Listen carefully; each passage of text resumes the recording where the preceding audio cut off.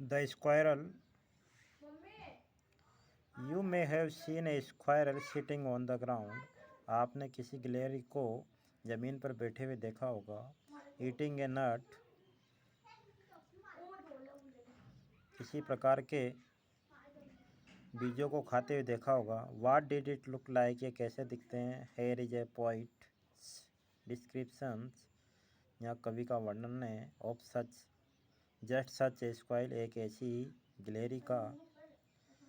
She wore a question mark for tail.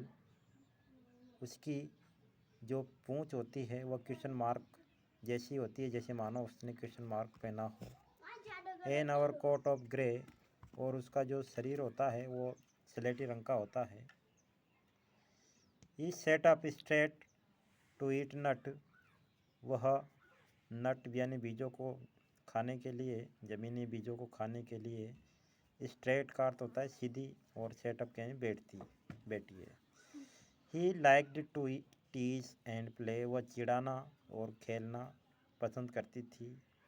And if we ran around his tree. यदि हम उस पेड़ के आसपास अगर दौड़ें तो we went the other way. तो हम दूसरे ही रास्ते पर चले जाएंगे. बिल्डन ब्राउन्स एमस्ट्रेंस के द्वारा लिखी गई पोइम है. तो एक गिलहरी का वर्णन है इसमें. Working with poem. Why does the poet से द स्क्वायरल और ए क्वेश्चन मार्क. कवि क्यों कहता है कि गिलहरी एक क्वेश्चन मार्क को पहने हुए होती है. For tail. Draw squirrel. Squirrel का चित्र बनाओ. Find a picture of squirrel. और गिलहरी का चित्र ढूंढो. Sitting on the ground. ज़मीन पर बैठी हुई. How would you describe its tail. इसकी पूँछ को आप कैसे वर्णन करते हो. वी यूजली से दैट कि an animals wear a tail. हम अक्सर कहते हैं कि एक जानवर के एक पूँछ होती है.